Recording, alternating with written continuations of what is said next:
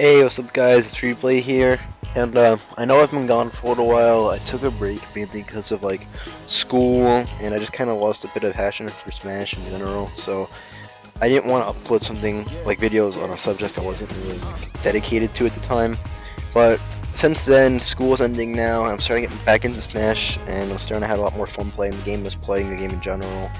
So I'll be making more content soon, and I know it's weird to make my return. Have it be a video you've never seen before. So a lot of you who follow just my YouTube probably don't know that I'm a huge fighting game fanatic in general. I love fighting. I love Marvel, Street Fighter, Blaze Blue, Guilty Gear, all these other things. They're all fun to me. So this is something a little different, considering it's the first not Smash thing on my channel. So I hope you guys still enjoy this, and I'll upload more Smash content in the video. I actually have a video in the works right now, but I'm not going to go into detail about it.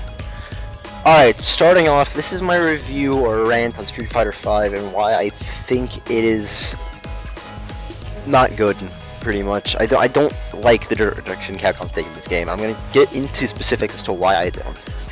So let me just start off by saying, I'm not the best at this game. This isn't, I want to make it clear, I'm not some fighting game expert. I'm not good at the game. I think I'm like Ultra Bronze in ranked right now, and I mainly I'm not great at playing it, but I watch it a lot, and I like to think I know what I'm talking about when it comes to game design and nitpicking into that stuff like that. So of course my opinion doesn't mean any more than your opinion or anyone else's opinion, and in the end you just want to have fun playing the game. That's all that really matters. Alright, so let's get into it. So starting off, I'm talking about the gameplay. The gameplay, I'd give a 5 out of 10. So Street Fighter V is a fighting game at its core, essentially. It doesn't have anything unique. It's not really out there. It doesn't really go for anything niche. It's just a general fighting game. It's simple, it's bare bones in nature, and it plays well. I mean, the game plays just fine. However, there are some issues that come out of this bare bones style. Combos are less free flowing. Most of the time, you see characters repeating the same combo over and over again, just whatever the most optimal. It makes it a little boring to watch and play at times. A lot of times it'll just be the same kind of thing, you know. You're gonna see, there's not gonna be many moment 37s, or there's not gonna be many really cool combos and comebacks like there is in SF4 and things like that. It's just a lot of the same stuff, you know, and that's not what you want to see in a fighting game. That leads to staleness and whatnot. In fact, talking about comebacks are actually kind of common in Street Fighter V because of the lack of defensive options. Guile and I guess you could say Ed are the only real two characters in the game that have good zoning. Every other character has a decent fireball or a bad one that's you only use in neutral, one that you tend to use more in combos as links and whatnot. Ken's EX fireball on the corner can lead to combos, and Akuma's V trigger fireball combos into Shoryu and things like that. You're not really using it much in neutral. And finally, a lot of matches come down to a lot of rock, paper, scissors situations. So a lot of good characters have throw loops in this game, and every throw leads to a let's guess an option. If I get it right, we're going back to neutral. If you get it right, you're on the ground again, right? Now this is coming from a Ken player whose character benefits a lot off his stupid throw loops and punishes, and even I find this to be ridiculous. Half the time I'm winning with Ken, I don't really feel like I'm outplaying my opponent. I feel like I knock him down, and it's alright. How is your attack grabber block gonna go against my attack grabber block? Who's gonna guess right? And I know it has to do a lot with mind games and stuff, but I just feel like it doesn't have as much depth as it should. Alright, so going on to the graphics. 3 out of 10. Graphics suck. That's all. I'm gonna start off saying the graphics suck. There's constant clipping, the faces are fucked up, the models look like action figures. Look at Zangief and Alex and Ken. Ken's face is fucked, Zangief's body is fucked, Alex's, I don't even know what they did with him. The only real redeeming part of the graphic is that some designs are really fine. I like Nakale's design. Bison looks good. Ibuki's design is very well fitting. I like Guile's new skin, the default one he has. But then we get stuff like Ken with his banana hair and his face that just doesn't work. Birdie just looks gross, and I guess he's supposed to look gross, but this is too gross. He doesn't look good at all. Jury looks weird in a bad way. Her design fits because she's a dominatrix kind of character, but it just doesn't look right. At least that's more opinionated, true. Alex's design is 50 good, 50 bad. His hair is fine. It looks strange because every hair in this game looks strange, but it fits the continuity well. He's supposed to be a younger version of Alex from Third Strike, and in Third Strike he has super long hair, so he's in the in-between stage of short and long.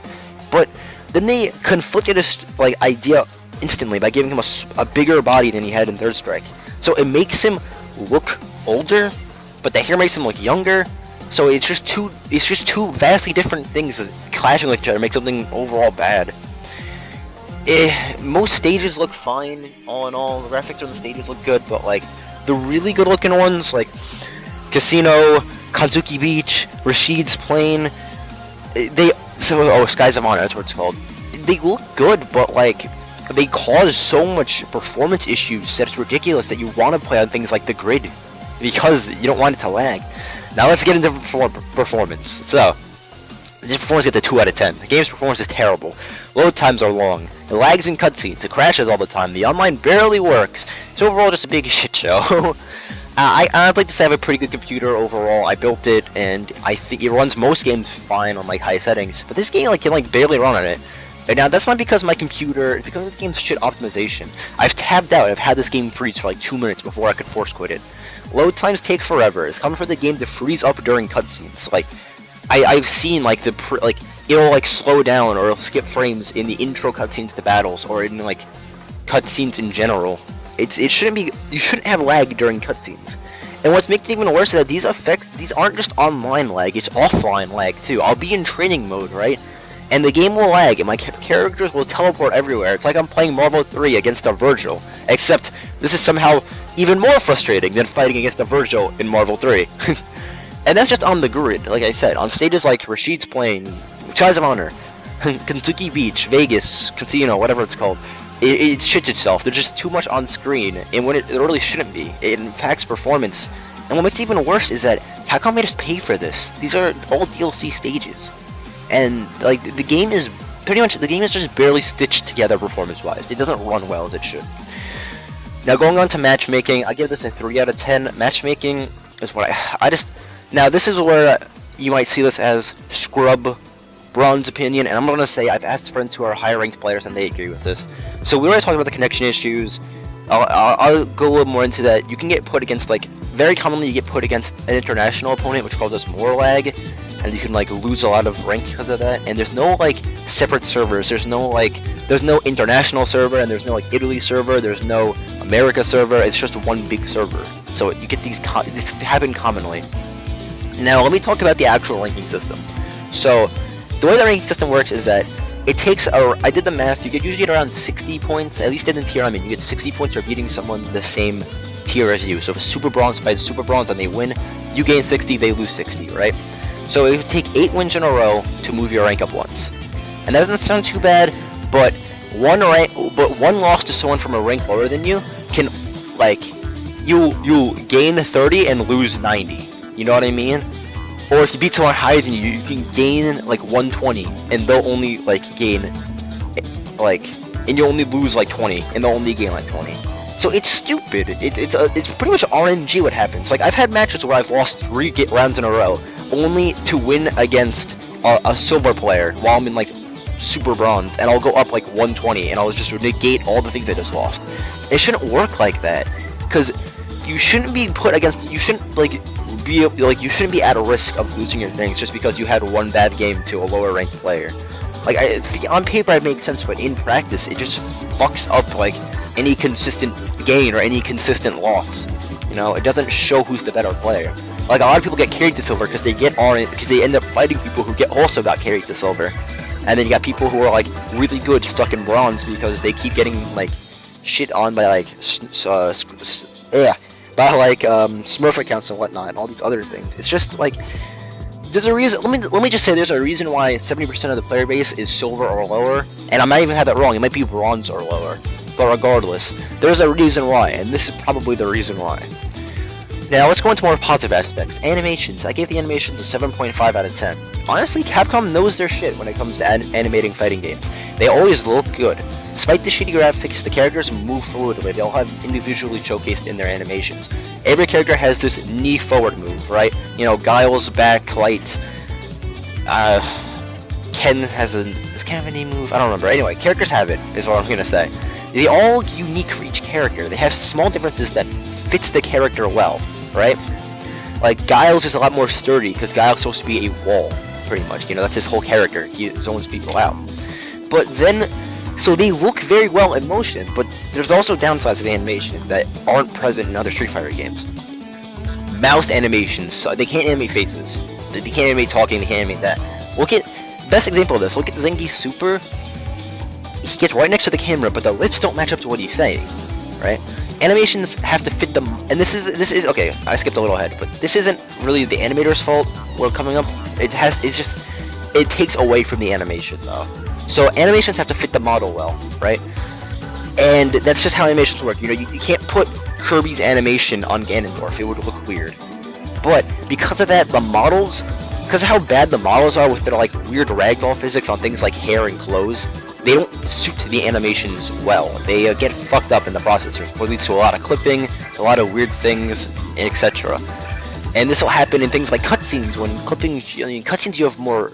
With cutscenes, you're more like free. You know, it's not like it's a predetermined animation. It's not like it works in battle where you can walk back and forth because of the ragdolls. The clipping happens. There shouldn't be clipping in cutscenes. That's pretty much what I'm saying here. And they still happen because of I don't even know why, honestly. And finally, this is a bit of a nitpicky thing, but Kami's new air to throw and Ryu's crouching fierce animation don't look that great. And it's something small, like I said, but it's the last thing they added in the game, and if it's a sign of things to come, I don't want it to be a sign of things to come. Capcom, this game looks fine animated, I can't lie, the animations are good, but I just don't want to see you fuck this up any worse. I don't want this to be a sign of things to come. Alright, going into the music is very good. You know, you got Ken's theme, Ed's theme, Giles' theme, you can't forget about Rashid's theme, everyone loves Rashid's theme. They're all really good, and I like listening to these songs individually on their own and when I'm playing the game. And that's all it really is to say. I gave it an 8 out of 10, because while other than Rashid's theme, the music's good, but there's no real, like, ooh, yeah! You know, like, out there themes. You know, it's not a game known for its music, pretty much. Like, I reserve 10s and, like, 9s for games that are really known for their music. Alright, now let's get to the worst offender, the game's content. I gave this a 1 out of 10.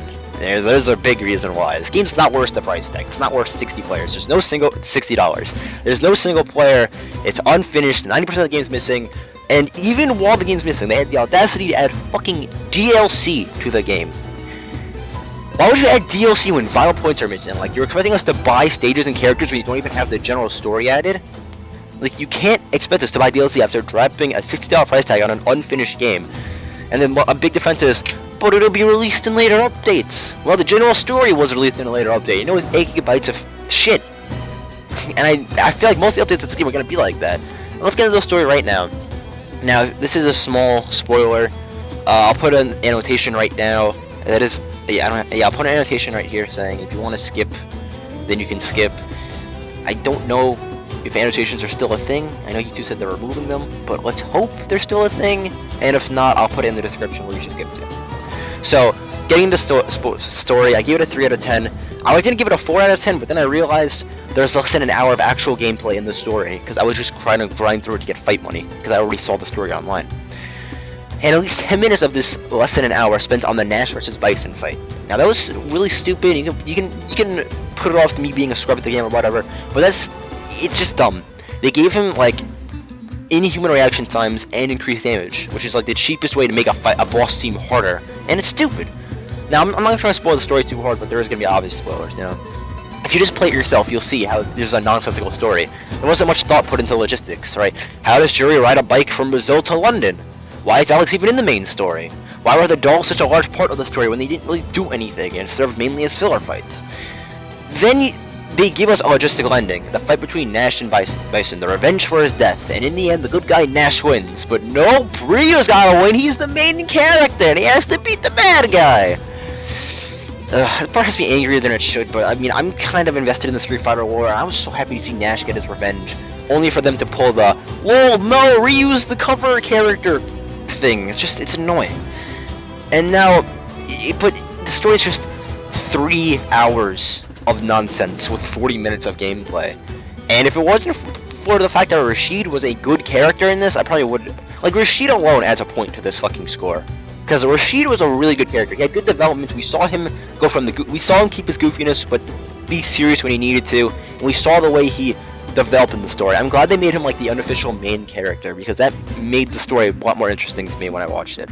It also made his quote-unquote death scene a lot more like impactful, you know? Like if any other character died, if it wasn't like solely looking at Street Fighter V and no past history of these characters I've had, I wouldn't really care, you know? Like Nash died, oh man, that's expected. Bison died, eh. Like if it wasn't for the fact I was invested before the game, I wouldn't have cared. So the other 2 points I'd give this thing, because that's the only real good thing about the story, honestly, is Rashid and how he acted. But something I really liked were the character stories.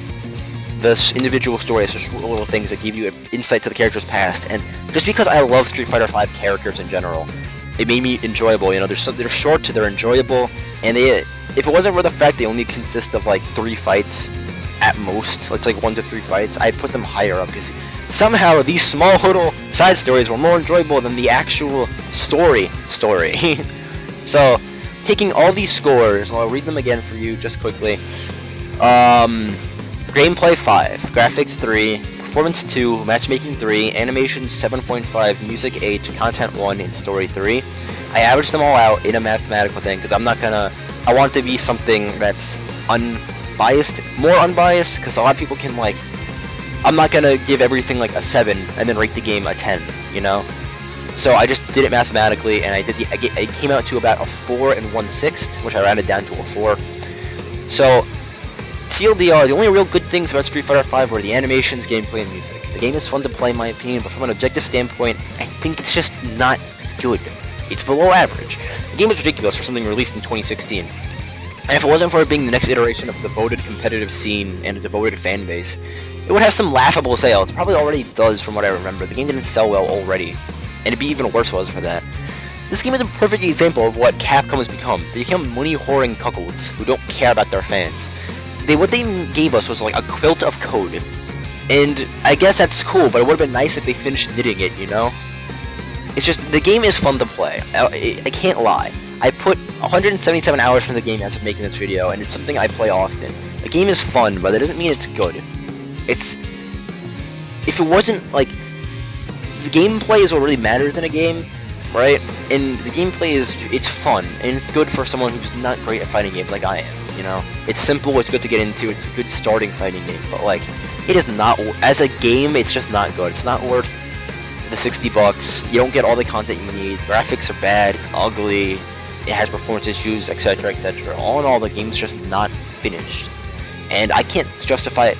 If you really want to buy this game, and you're, like, I'd say buy it on sale if you are into fighting games and you want something to start off with, and you'd get enjoyment out of this game. But if you're just, like, more of a casual person who doesn't really care about fighting games that much and plays games just for the sake of having fun, I can't recommend Street Fighter V. It's just not good. You know, it's laughable for something released in 2016. Anyway, guys, that's my little rant or review on Street Fighter V. I hope you guys enjoyed this kind of content. I'm thinking about making more just general fighting game stuff in the future, because it's something I genuinely enjoy doing. You know, Smash isn't the only fighting game I play. I'm invested in other ones, and I might suck at them, but I still have my good times. So I feel like when the creator has a good time, the viewers have a good time, and it's just good times all around. So I might upload some like group commentary or something like that, just widen my horizons, you know, something a bit more than Smash. Maybe make a schedule, you know, Smash here on this day, FG's on this day, etc., etc. Anyway, guys, I hope you enjoyed it. I'm Replay, and I'll see you guys later. Hopefully not 6 months later. Anyway, I'll see you guys later. Bye.